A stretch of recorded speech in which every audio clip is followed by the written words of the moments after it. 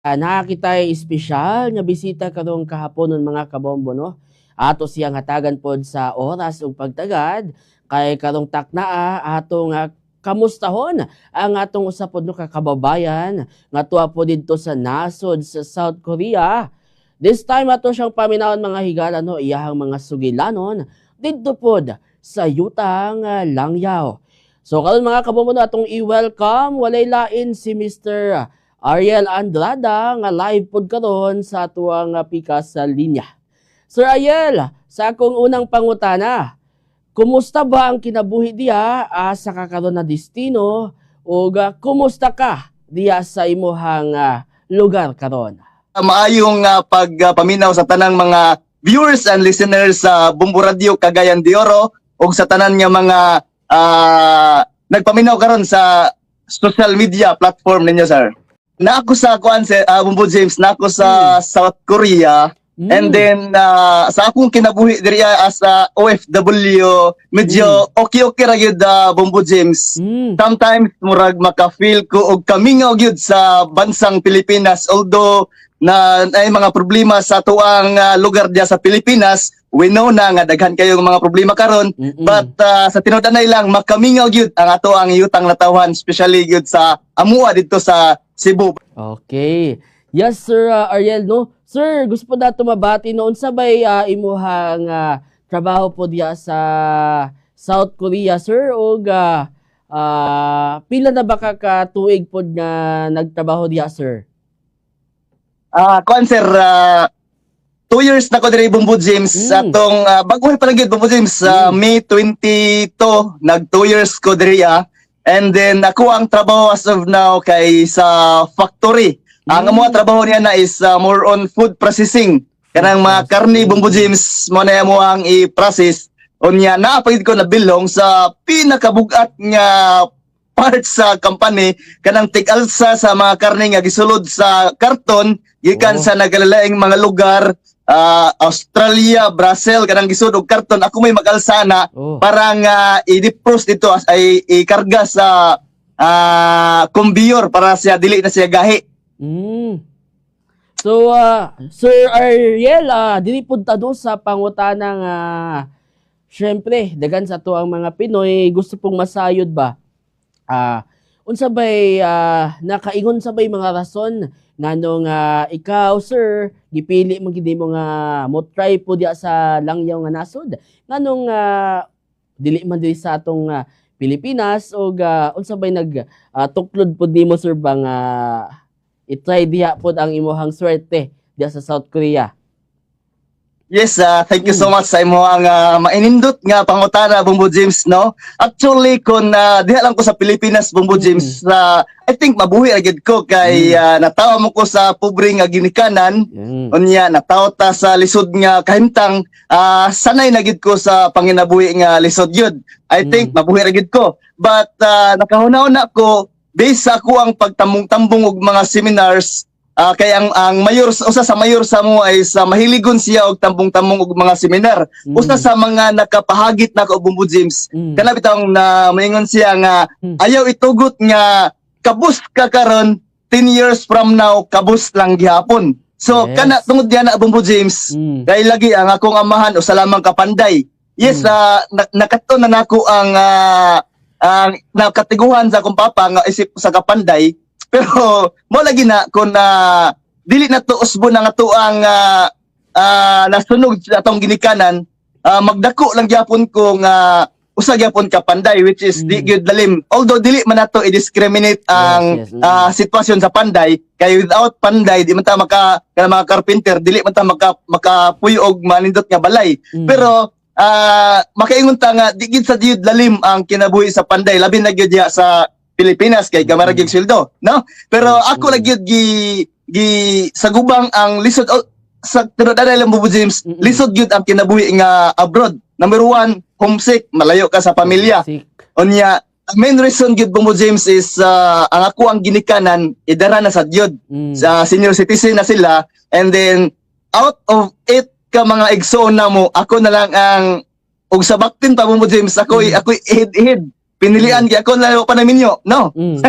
Ako na yo panaminyo. So kung busy man ako mga igsuon, sila na sila kaugalingon nga mga anak nga gipangbuhisad.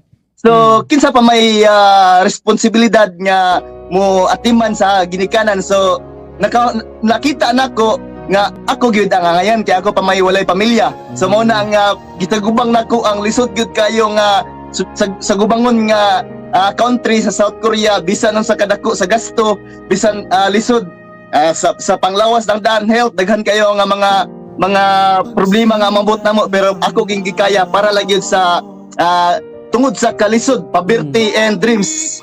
Mao gina sa Bumbo James, poverty and dreams, kay para nga mahuas ko ko sometimes sa uban nga mga nagpaminaw karon sa nga OFW, mahuas gikan sa kalisod ug matuman sad ang mga damgo sa umabot nga kapanahonan.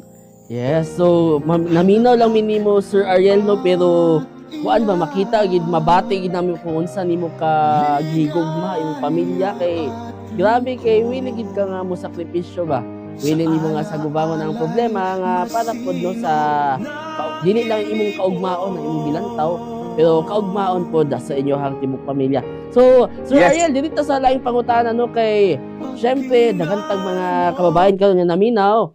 Sir, since nakakadiya sa South Korea no, progresibo gid kay nga nasod, unsa bay pinakalisod nga adjustment kay imong nagian sa lengguwahe ba sir, sa kultura, unsa ba na sir, sa trabaho ba, kay medyo lahi gid ang ilahang language diha sir, medyo layo ra gid kay sa ato gyud. So unsa man na nimo sir nga natun-an pod nimo sir?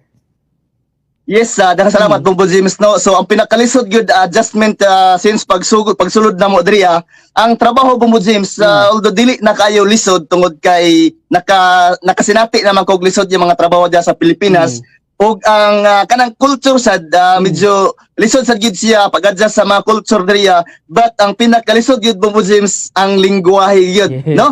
Kay the more nga dili ka kasabot sa lingwahe, the more sad nga di ka katigo sa trabaho, kay ang pagtudlo Bumbo James actually sa diha pa ko sa Pilipinas nag self study nami sa Korean language, pero not all nakatiguhan gyud no, mga basic lang ba no. So ang sa lingwahe gyud pinakalisod gyud kay kung masipyat ka kanang suguon ka, kay naay mga Korean nga magpataka lag tanugo, nagtuo siguro sila kasabot tag Korean niya panunguhon taog di ta kasabot no. Sa panunguhon taog di ta kasabot, dili nakasinati na kunya na asla sa danguban madapatan pa gani ang uban tungod sa lingwahe. Kay makatunan ra gyud ang trabaho, ang pagsugo may pertigyong lisura kay wata kasabot og unsa tong ilahang gisugo.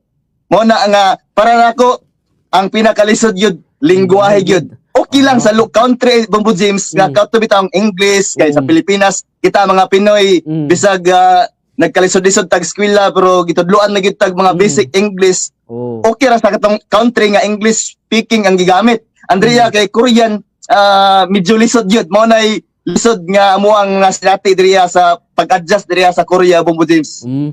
Anyway, Sir Ariel, curious po ba kaning mga Koreans po Sir Ariel, kumusta pa ni sila kanang unsa bay imo ang naobserbahan sa ilahang kultura sa atua pod kanang unsa bay ilang mga kinaiya nga para nimo mura pod siya similar sa atua ana bitaw Sir Ariel, nabay nga na?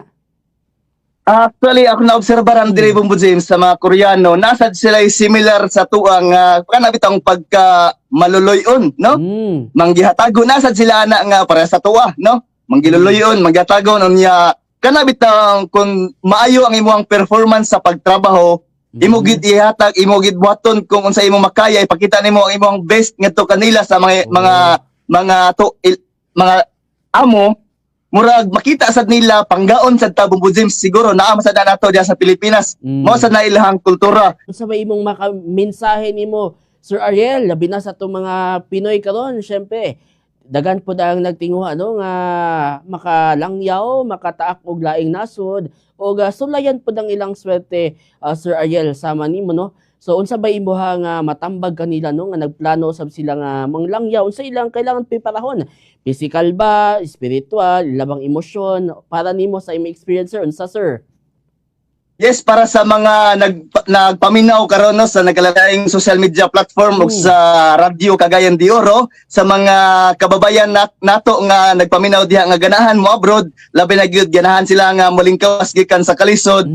Kuan lang gyud kanang maningkamot na gyud ta, never surrender sa to ang mga plano kay ang pagsulod sa kinabuhing abroad dili gyud sayon unya ang indot nga buhaton na is train gyud ato ang kaugalingon nga ligon og kanang dili ta huyang sa tuang pagkatao kay lisod gyud ang kinabuhi nga abroad og once nga mo sulod ta sa kinabuhing abroad kinahanglan gyud nga hugot ang bakos wala nay wala kay usa sa mga rason usa sa mga kauban Bumbo James nga niari sa ni abroad unya wala kagwanta ni uli sa Pilipinas mo na nga aktuang iawhag sa mga kaigsunan nato nga hinugtanay sa bakos gyud kana kung gusto nato nga baguhon nga ato ang kinabuhi gikan sa kalisdanan og aron matuman ang ato ang mga pangandoy og in spite sa mga struggle, mga problema manlimbaso gyud ta ato ginang i-fight gyud ang mga problema no. O gusto ta nga mo abroad unang-una ato ang panglawas ato ginang atimanon kay siyempre medical importante gid kayo. Unya ikaduha maningkamot gid ta nga spiritual ganang ato ginang gamiton ang spiritual bisan asa sa tuang kinabuhi tungod kay without prayer Bumbo James, without God wala tay protection niya na wala tay guidance niya na Bumbo James no mo na nga importante sa gyud kayo. Although kami diri nga mga OFW diri sa South Korea medyo nahilayo nami sa pagsimba diya sa Ginoo pero di gid na mawagtang sa among pagampo no pagampo kay diri sa South Korea Bumbo James kuan gyud kanang wala kayo na nauso diri ang pagsimba-simba siguro 90% dili siguro mo tuog mga ingon niana diri sa South Korea mo na nga ako ang ika-minsay sa mga OFW sa mga kababayan nato nga nada sa Pilipinas nga gusto gyud kuan lang gyud ayo lang gyud pag surrender nya maningkamot lang gyud nga kanang maningkamot lang gyud nga matuman ang mga damgo sa tuang kinabuhi unya suwayan lang gyud nato nga musungasong sa mga bukid og pila ka bawd nga ato ang maagian nining kinabuhi as OFW. Okay, so grabe no, inspiring story ang kinabuhi gid ni Sir Ariel mga kabombo no. So Sir Ariel, last na lang gid sir no imuhang mensahe sa imong pamilya nga naminaw karon nga imo po nga mapabati kanila nga bisan layo ka imo gid sila nga napod kay mensahe kanila sir sama na sir. Yes, ako ang mensahe no ako lang mensahe sa ako ang pamilya labi na gid sa ako ang ginikanan nga ampo lang gid mo diha para sa inyong anak nga nadriya sa South Korea kay ako isip inyohang anak naningkamot gid ko nga malingkawas mo sa kalisdanan og karon nga nalingkawas na mo akong ipanghinaot nga iampo la sa dinyo ang ako ang panglawas nga padayon ko nga makapanglimbasog diriya padayon nga manarbaw sa abroad aron nga padayon sad nga maka-provide ko sa inyong panginahanglan. Ana na lang Bumbo James ako ang mama kay ko akong daghanan bitaw nang murag ma-emotional ko lalong-lalo na Bumbo James nga ako ang ginikanan karon na nanay mga gipamati sa panglawas nanay mga problema sa panglawas alang puunon kaayo og need gyud og mga financial kuan na lang gyud kanang ana na lang gyud ang ako ang pagpanarbaho diriya sa Korea dili gyud para sa ako ang kagalingon kay pwede gid ko nga mamatay nining kalibutan nga wala koy asawa pwede ko nga mamatay nining kalibutan nga wala koy kay wala may madala gid nga butang nato dito kung ato na ta sa langit kung ato ta sa langit ug sa impierno ba pero ato gid paninggibutan nga malangit ano ang ako agid nga tuyo og tumong niini sa makatabang dito sa pamilya especially sa ginikanan. Mao gina ako dili ko gusto nga ako ang ginikanan nga mamatay sama sa ako ang nakita sa social media nga namatay na ito ang ilang ginikanan tungod sa kalisod sa sitwasyon. Dili ko gusto nga makita ako ang ginikanan nga ang mga vlogger na lang may nakadiscover nga lisod ay ang ilang ginikanan kay napasagdan na lang sa mga anak. Ingon na ako ang nakita sa social media. Dili ko gusto nga maingon na ako ang ginikanan. Mao na nga sa naminaw karon ako ang mama ug papa. Ang ako ang pagsakripisyo diri sa Korea para gid ninyo. Dili gid sayo tinudanay usahay dili namo isulti ang amo ang kalisod diriya. Kami siguro ang pinakabakakon sa tanan nga mga tao nga nilalang sa Ginoo kay di man gid na mo isulti kapoy gid kayo bukat kayo kay basig mabalaka sa sila ngadto ang amo lang gid nga okay lang para nga ma-inspired sa sila ngadto. So wala naman tayo oras, ako lang nga padayon sa yampo lang ming mga OFW nga maayong panglawas o padayon nga makapanarbaho diri sa ibang bansa.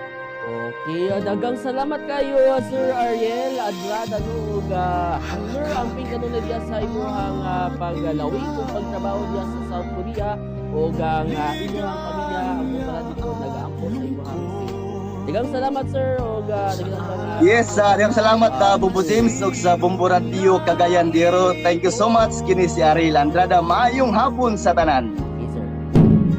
Ay mga kabombo, atong nabati atong kababayan dito sa South Korea mga higalan atong nagdungog gid ang kahimtang nga sugilanon sa atuang kababayan gid pod nga ato yung gi-consider bang modern day superhero na dito pod sa nasod sa South Korea pod na destino.